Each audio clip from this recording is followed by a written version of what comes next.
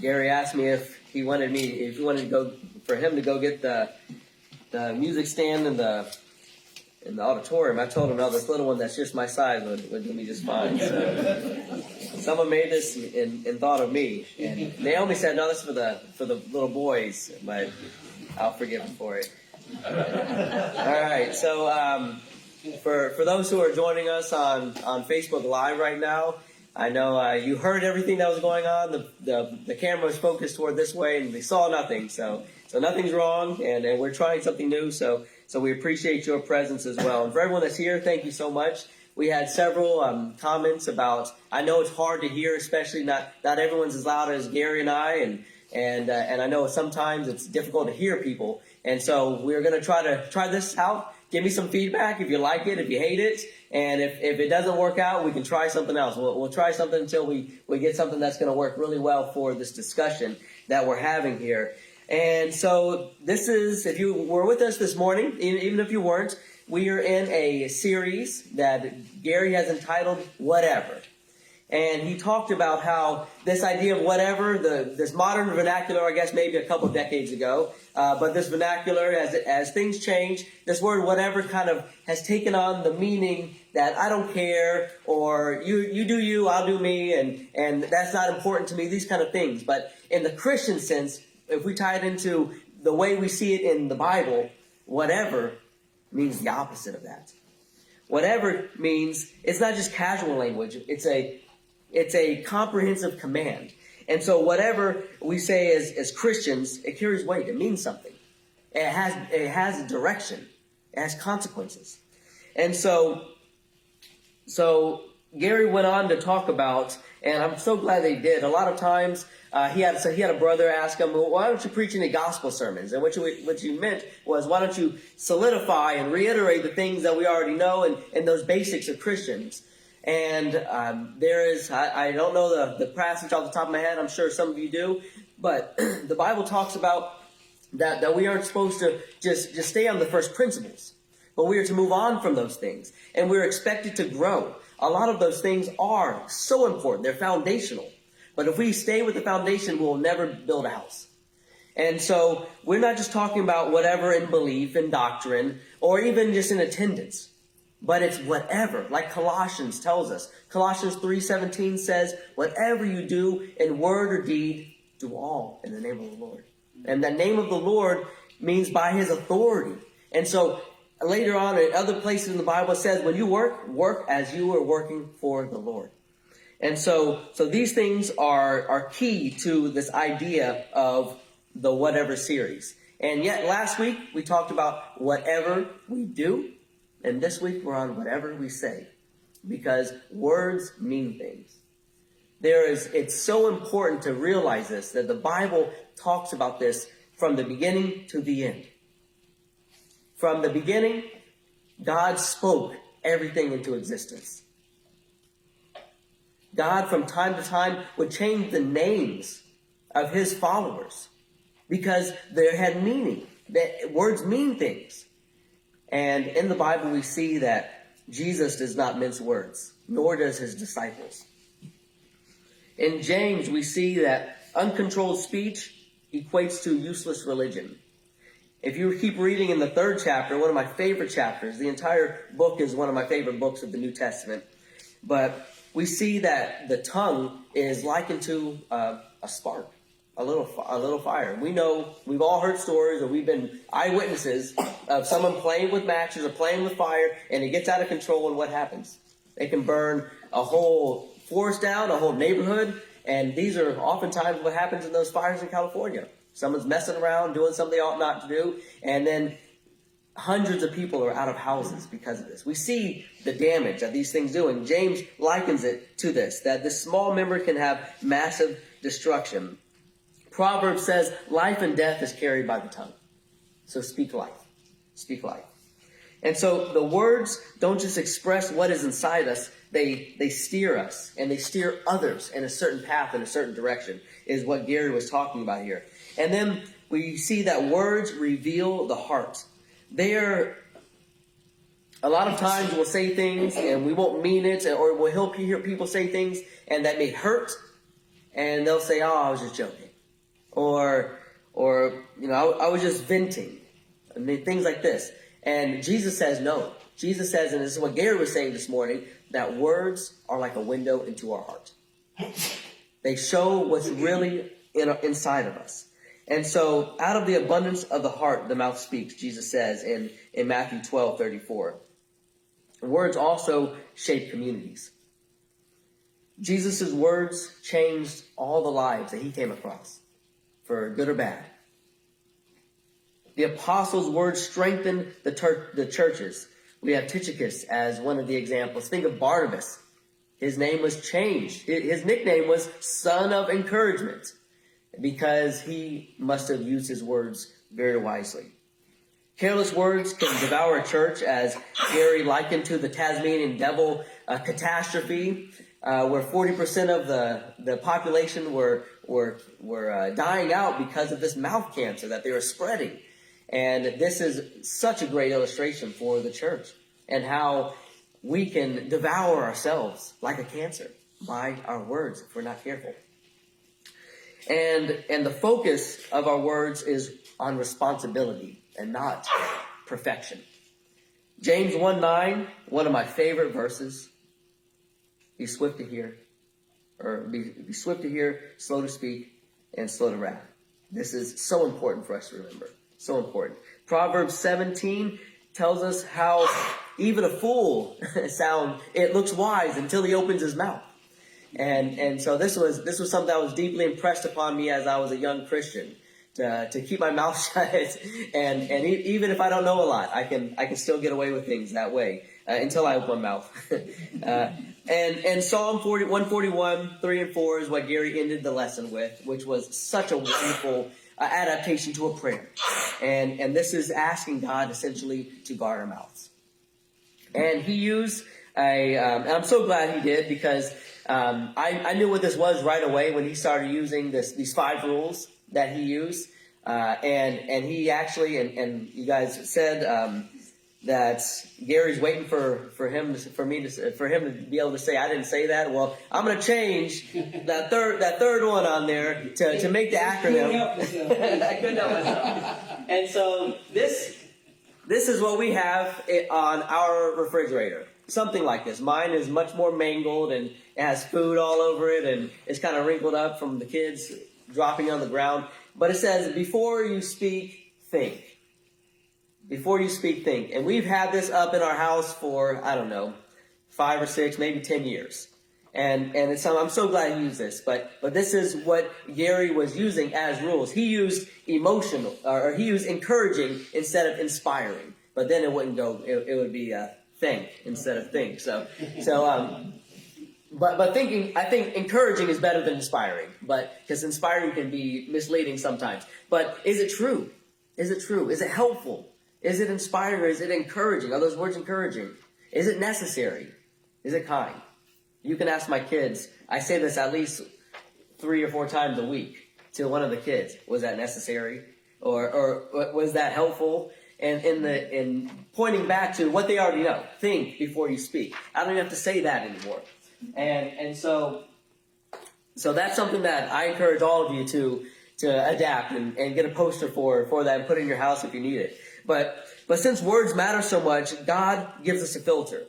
But this filter isn't to silence us, but it's to shape us. And so before I go into my questions that I have prepared for this evening, does anyone want to share any thoughts that they had from this lesson? And anything, maybe a scripture, maybe a thought, maybe an experience that you wanted to share with us before we got started? Go ahead, John. Where my mom grew up in rural northern Alabama, we used to say that you could throw a cat from one Church of Christ building to the next. And you could literally see one from the next in several cases. And it's been so long since they used to be one bigger congregation. It's been so long, they don't know why they split anymore. But if you ask them, it's because so-and-so said something. It's always somebody said something. Yeah. Words have this power and can really really change the fate of groups of people, And And it's silly that they stay apart now when they can't remember what somebody said, and they're probably already dead and gone. But that's the way things are. Yes, yes. And one of the other things that Gary said was that this idiom that we had from back in the day, sticks and stones will break your bones, but words will never hurt you. This is, as he said, and I completely agree. It's inaccurate, right? It's just not true. It's usually the words that cut deeper and hurt more and take longer to heal and repair than any physical harm that we have. If you look at what do you have in common with literature like Mein Kampf and the Communist Manifesto and these kind of things? It's these words that someone had persuaded and influenced people to do things and to act. And we could go on to the Constitution and the Bible. The Bible is the most read and purchased, stolen book of all of history. And it's because words have a meaning, right? And so I wouldn't say every war, but most conflicts that we have, it goes back to some kind of disagreement, some kind of misunderstanding. It's usually not some kind of action, or the action happened because of the words that were said. And we could go on and on about that. But yes, definitely, we have this idea that our words have meaning, and sometimes they're longer lasting than we can even remember. Any other thoughts?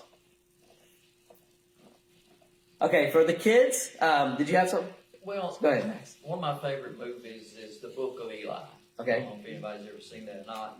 But the whole premise of it was the bad guy who owned the town or whatever, was wanting a copy of the Bible to control people. He thought the words in it would help him control everybody, where he could build his empire.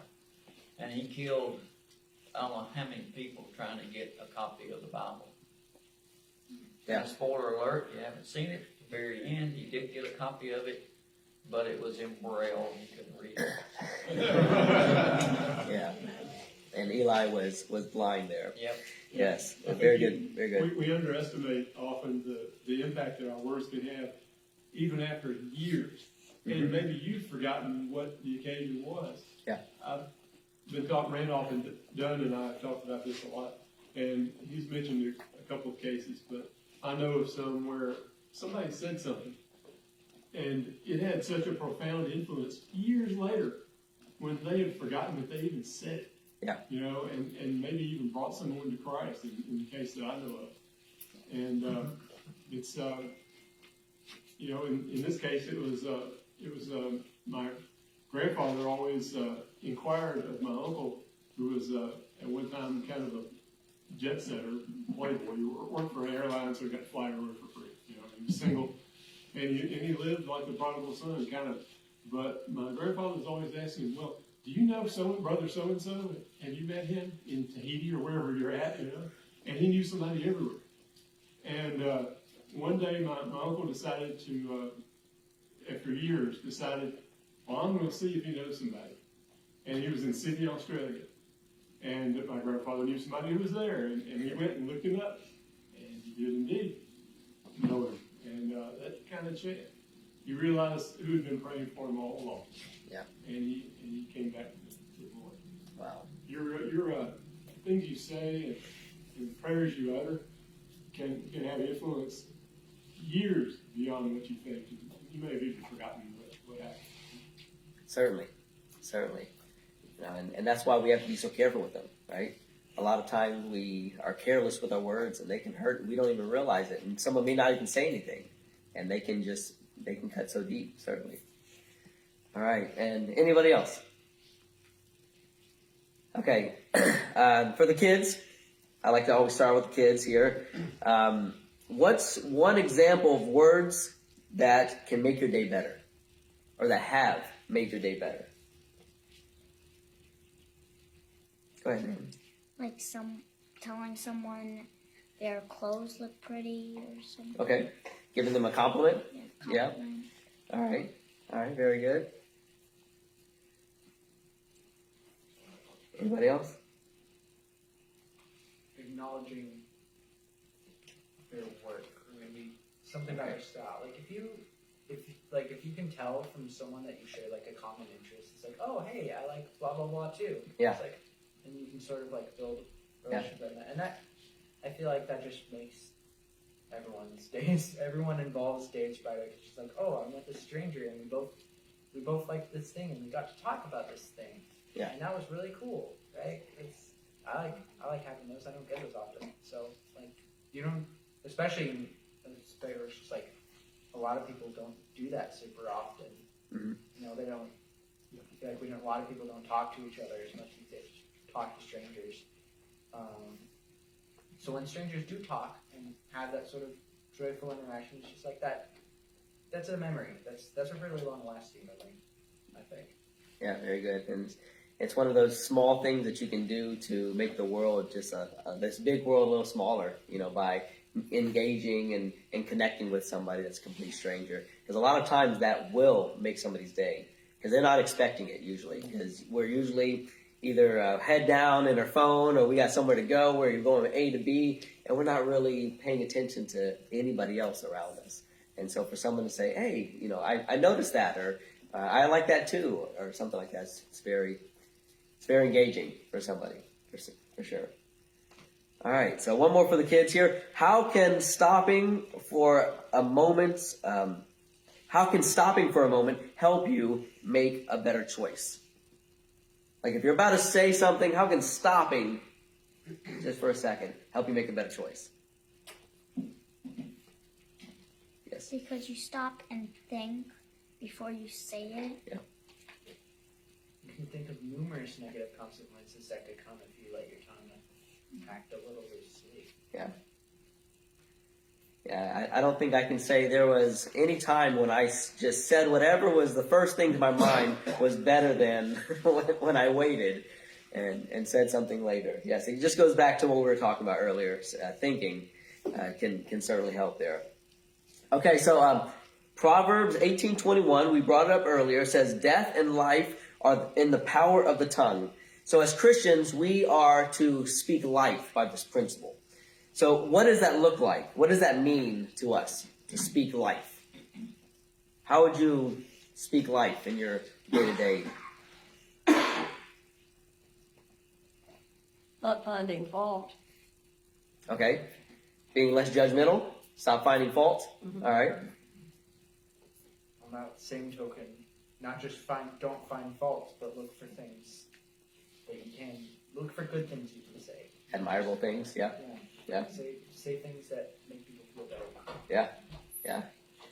There's a lot of times that critical word or comments can really tear down oftentimes. And so by saying something positive, encouraging, can do the opposite. You know, that's the edification that we're talking about. And one of the main things that we're to do as Christians is to edify, right? We're to do that. We're to edify one another. And so one of the things that we can do is that, speaking life, finding something admirable. What other thoughts? Well, I think one of these scriptures says something about our words should give grace to the hearer. Mm. You know, and that's a way of life. You know, and that's a habit that we should all get into, but few of us manage to do it for long. Yeah. My great words should be graceful and impart something positive to the people I speak with. Mm-hmm. And both of these, what you do and what you say, are so intertwined, and what you think will be next week. And because it's, you know, what we think obviously is going to come out. And so giving us some time to think, polish up that thought, think, should I say it that way? How is that tone? We were talking about, Charlie and I were talking about this earlier, you know, we got to make sure we're watching our tone of things a lot of times. And we can say the right thing in the wrong way, and it can come across in the complete opposite of what we meant, certainly. So speaking gracefully, yeah. Any other thoughts on that one?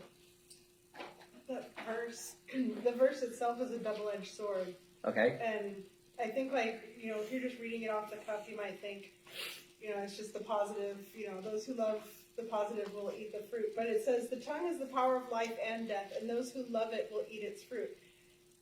And it depends on how you love it and what Yep. kind of fruit you will end up eating. Yep. You speak death. That's a rotten fruit there. Yeah. Yeah. Very good. Very good. Glad you pointed that out.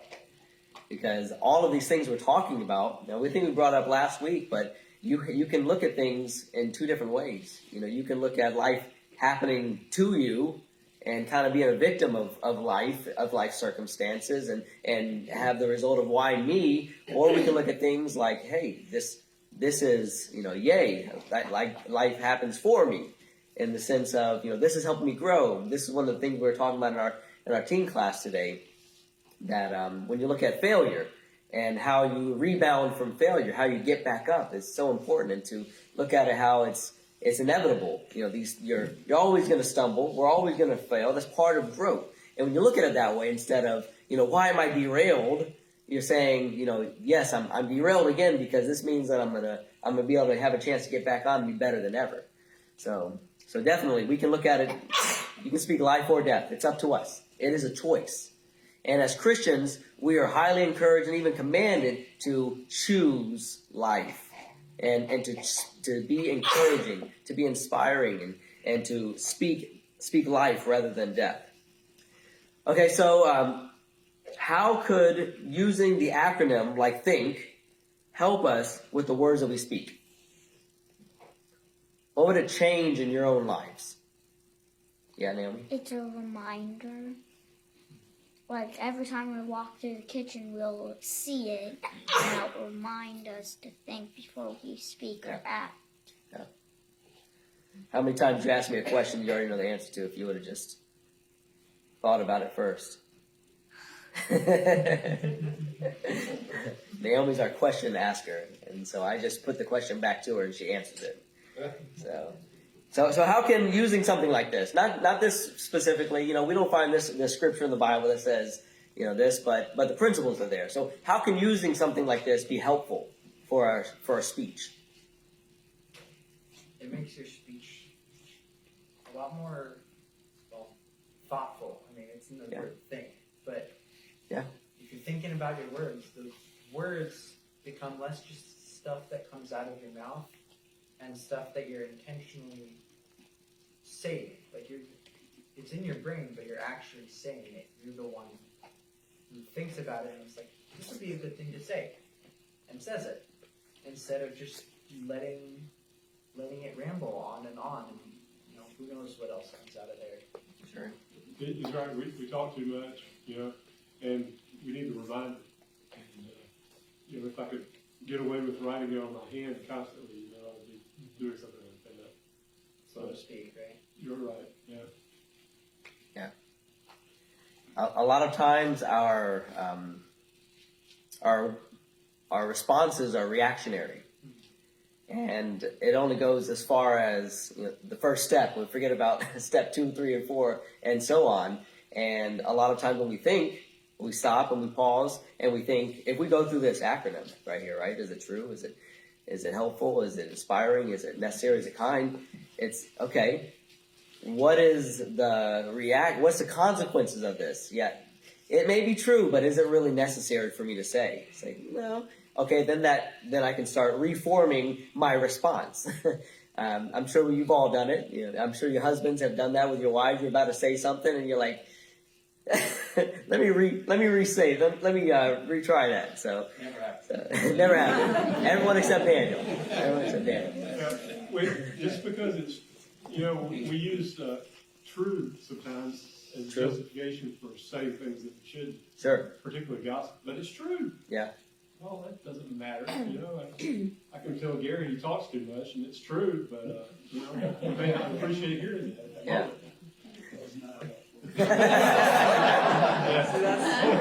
Right.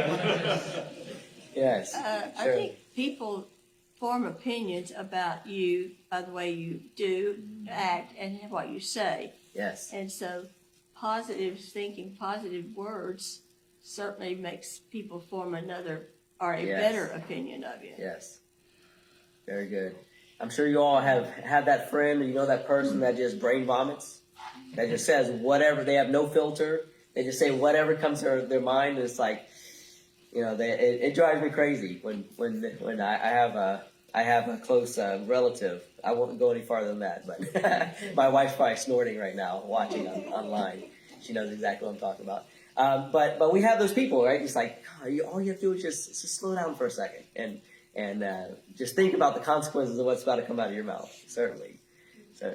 And yes, people make judgment calls all the time about the words we say, right? About how we say it. Yes, Ian and yeah. I was just what he was saying is just like it could be true, but you think about it in these other things. Just like you don't want to take each one little bit each rule in isolation. Yeah. You have to sort of consider them all because it could be true, but is it any of the other things? Yeah. Like. And it can change how we're going to say it. Is what we're going to say, is it true? But is that necessarily the way you want to, is it helpful to say it like And that? I guess a lot of it's also context dependent. Because some Sure. things seem like you could be trying to be helpful, but maybe someone is looking for help, right? Or you have to consider everything else, not just the rules in Certainly. isolation, but with each other and then within the context. Sometimes we have to say hard things that, are, that may not follow these or something like that. Yeah, this is just no illustration will cover all the bases. But yes, definitely we have to take everything into consideration. Definitely. And the fruit of the Spirit being, love, joy, peace, patience, kindness, goodness, gentleness, and self-control. Yeah. And this is like very much like, and I don't know if it's an accident that was the last one in the verse, because it kind of encompasses all of those things. You can be kind, you can be gentle, you can be all those things, but if you're not self-controlled, like if you can't control these words, you can't control that tongue, you can't let your first thought not be the first thing out of your mouth situation, then your fruit needs to grow a little more. Probably. Yep. Very good. Okay, so Gary posed a question in his lesson that I wanted to re-ask, so we can kind of maybe talk about it here. But why are churches infamous for being caught up in gossip or loose talk and those kind of things? Because we're human. Okay. All right. Yeah. I like Daniel's quote. The problem with people, they're people. Yeah. All right. What else? What are some thoughts on that? Or is that? Words hurt. Yeah. Very much. Yeah. It's easy. Words can change your whole life, It can. and certainly the life of someone else. It's easy to couch gossip in concern. And I'm hoping I remember the question. Can you repeat the question again really fast so I'll make sure? Why are churches infamous for being caught up in gossip and loose talk and those kind of things? Okay, yeah, so good. My brain went spinning. So yeah, like it's easy because it's good to be concerned and it's good to be informed and it's good to understand the things that are going on. But it's also easy to couch those things in concern and prayer if your heart's not in the right place. Yeah, I think it's also difficult to approach somebody. A lot of people, it's not comfortable to have confrontation and conflict, and it's not an easy thing to tell somebody something that they may be doing wrong. We have so many biblical principles that we need to talk to them and not gossip and these kind of things but it's hard. It's difficult to do a lot of times, and so it's easier to maybe validate our own opinion of the situation by talking to somebody about it, or it's bothering us, so we want to do something, or we want someone to do something, but we don't want to do it ourselves, possibly. Ian. It's easier to talk to someone else about the problem than Yeah. to talk with the subject of the problem. Certainly. Oh, there's another thought. Where is it? Oh, I had something. I lost it. Where is it? I'll figure it out. Okay. All right. There was an old time preacher from around here who said that everybody's mighty good at finding the log in somebody else's eye. Yeah. Oh, yeah, that's right. Okay, there's when you spend more time talking with other people about it, you mentioned sort of it validates our opinion of the situation. I think we also it's easy to find validation in ourselves because of it. It's just like, oh man, I'm not like this person right here who's Yeah. doing all these things I'm gossiping about. Yeah. You know, it's easy to maybe wouldn't see it that wouldn't see it as like a conceit or a pride, but it's if you're allowing it there, it's there. Yeah, sometimes we can fall into the trap of the self-righteous tax collector. Yeah. Or what is it, Pharisee, right? Pharisee who said, I'm so thankful I'm not like this tax collector. And sometimes we can fall into that trap. Any other thoughts on that? Why churches are infamous? And I'm not saying anything about Goodlettsville whatsoever. Don't get me wrong. I'm just saying this is, that's like, the stereotype of the preacher's kids. They're the worst ones out of everybody, kind of thing. But yeah, it's something that is, I think like Mike said, really hit the nail on the head. We're people, and I think a lot of times churches can get highlighted because, or members of the church get highlighted because, people put us on a higher pedestal. We're supposed to be mirroring Christ and not being like everybody else, and so it's off-putting, or it's when people see us, we're just like regular people too, and we make mistakes. It's like, oh, that's not how it's supposed to be. Yes. I have so many thoughts apparently. Go ahead. Sure. I think another thing too is just like gossip is such a cultural thing now here. Like you have so many magazines and tabloids that have all the latest rumors on these celebrities and whatnot, or just these things that are, they're just spreading rumors. They may not actually be true. It's basically just widespread national gossip. And so when you have it like that, if you start ingraining that sort of thing into your own culture, and there's a lot of churches out there that live in that culture, and that might not be fighting. They don't really see the error in that, right? Yeah. The anger in that, and so they're just saying, "This is just things we do." Yeah. Ian, you're bursting my bubble. You mean that alien on the front of that magazine is not real? I'm so sorry. I hate to be the one to break it to you. Yeah, I mean, we do. It used to be tabloids. Now it's clickbait on the internet. You'll have a heading, and they'll take things out of context, and there's gossip all over the place. Certainly. All right. Very good thoughts. Yes. And along the line of the internet, it's a fact. It's human nature that we will say things to people electronically that we would never say in their face. Yes. And we have talked amongst ourselves many times. We have to run through at least 3 revisions on an email before we send it. One while it's written probably while you're upset, so you can throw that one away instantly. And you calm down and go through. May not be consciously going through that acronym like think, but you're toning down your language. You're making it more appropriate, trying to make it more helpful, and give grace to whoever you're sending it to. Certainly. You may end up with a very different message than you started out with, and that's good. Yeah, I think it was, if I'm not mistaken, it was Abraham Lincoln who used to write lots of angry letters that he would never send. He would leave them in his, he would put them away in a drawer, and a lot of times he didn't ever send them after that. And I think back to the idea of the internet, it's something that I experienced. I think a lot of times when you have a lot of polarizing topics, whether it's political campaigns or when COVID was going on, you see a lot of this kind of stuff flare up, even amongst the Lord's church. You have people that will talk to each other, even throw an anonymous out. They'll talk to each other just because you're not face to face, and you'll say things to people, and you'll read things that people will get into all kinds of ugly spats because of that they're not face to face, and they'll just say things for whatever reason. They can hide behind that screen, and so it is a strange phenomenon that we have in our culture today, certainly. Okay, so the next question I have, so what are some tips or habits that you've adopted to ensure your speech is wholesome and edifying and not damaging? So I'm sure all of us have made those kind of blunders at some point. What have you done to rectify those things in the future, moving forward? Try to talk less. Okay, yeah.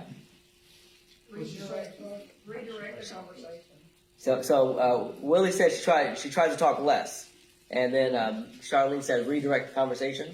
When people Okay. start doing that gossip, where you're just checking Yeah. in with them and they're wanting to go down, and you Yeah. just say, well, let's not worry about that. That's Okay. Steer it away from that. Yeah, that's very good. Very good.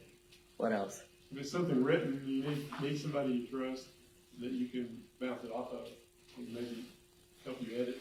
You know, Certainly. and tell you, is this reasonable or is this not reasonable? Certainly.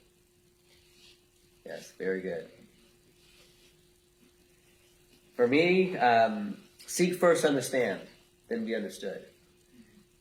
And this is one of the 7 habits of Stephen Covey's Highly Effective People. And it's probably done me the best good in my life than any of the others. And this idea of empathic listening. Just making sure you understand the person and that they know that you understand where they're coming from before you speak your piece, before you say what you're going to say. And this does a whole lot of things, but I think one of the things it does it, people will be more apt to hear what you have to say if they know that you understand what they're saying first. And it will oftentimes clear up any misunderstanding that was there before that you were going to respond to. A lot of times we'll be arguing and we'll say stuff like, I think we're actually we're in agreement with what we're trying to say here. We're just coming at it in two different ways. And we'll be looking like an argument, but it's because we're not fully understanding what we're talking about. And so that's one for me. Any other thoughts on any other habits or tips that you have adopted over the years that help you speak well? Yes. Trying to be unoffendable. Okay. Just Okay. make it a mindset. I'm not going to be offended. Yeah. It just helps keep a calm, and it just lets the person say whatever, and just Yeah. just don't be Yeah. offended. A lot of times that's the best approach because a fight it takes two, and argue. So if we can just absorb and not be offended, not take anything personal, and have the mindset, well, even if that person spoke to me ugly or whatever, maybe they're not having a good day, or maybe they just because a lot of times that can be what it is. They forgot to eat lunch or something. Who knows?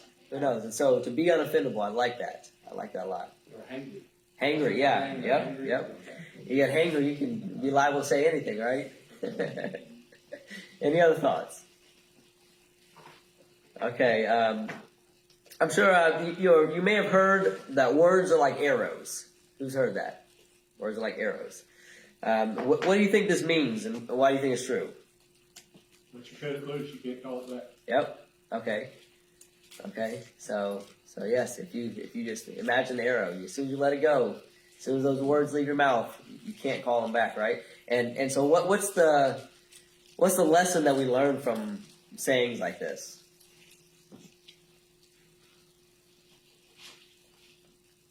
Be careful what you say to begin with. If you're firing a bow, you have to be very careful with the arrow, right? Yeah. So if you're gonna fire out some words, you have to be very careful with the words, or the words are going to miss or just not do the thing you want them to do. Okay. They're gonna be very sloppily fired words. Very good. Or they'll pierce exactly what you want, or don't Yeah. want, or didn't intend. It won't do the thing you want it to, or it will do the thing you want it to do. But even then, you can't take that back. Be careful, right? You can't take it back. That's you can't exactly Yeah. just. This is a little bit off topic, but this is one of the biggest differences, I think, between us and God. He says, my word does what I intend for it to do every time. It will never come back to me. Yeah, and go ahead, Neil. Kind of like if you start a fire, it's harder to put it out than it is to start it. Oh yeah. And it shows, when we're looking at sayings like this, whether it's what James says about fire or these sayings like words like arrows, sorry rarely fixes things. I'm sorry, I shouldn't have said that is not that can't reverse what you said. Even though you may want it to so badly, it can't. And so that idea of thinking of looking at the consequences. Don't just be reactionary. These are all the principles that James and others are telling us. Paul and James are telling us in these passages that we're looking at, even in the Proverbs. Okay, so let's see. We got time for one more here, so I want to see which one I want to do. Go ahead, Naomi. Tying on to the last part that I said, like it's harder to put out a fire because it's harder to like reverse the words that you said. Okay, very good. So, if you weren't raised in the church, raised a Christian, what was said to you that started you on your path? And I'll also put that if you were raised in the church, what have you may have said to somebody else to start them on their path? I want to hear some experiences on this. Go ahead, Devin. I have an eccentric friend, and I was willing to answer his off-the-wall questions. Okay. And he didn't mind that it was like speculation sometimes. You have to be honest if you're working on, from the Bible. Obviously, it's like, is this real biblical or not? But I was willing to sit there and take his weird questions, and instead of be like, you're not taking this seriously, you're not taking God seriously, so I won't talk to you. It's like, no. He wants to ask a question. What if God sent you to go genocide the Chinese? Well, if God said that to me, I guess I'd be pretty sure. I have to make sure it's God, and then I guess I don't have a choice. Like, so things like that. Yeah. He respected that, and eventually came around to like asking real questions. Okay. All right. Very good. Who else? Anybody else? What's something that brought you on the path? I had a young man one time. He was going into the Marines, and he was worried that it was going to damage him spiritually beyond repair, I guess. Sure. What I'm saying. And I had to say, what are you going to learn when you go in there? You're going to learn selflessness, devotion to duty, attention to detail, all these things that the Lord can use in His church.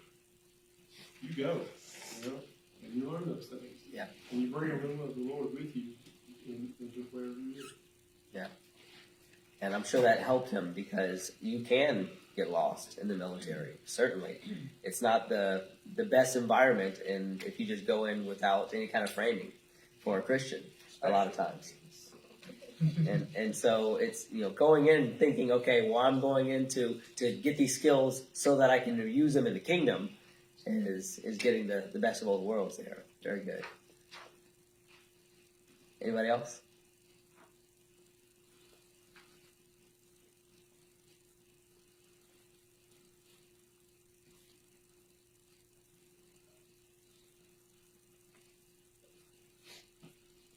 So for me, my youngest brother, Evan, he's 4 years younger than me. I was in my early 20s. And he would send me emails. This was over a period of, 4 or 5 years. He would send me these emails asking me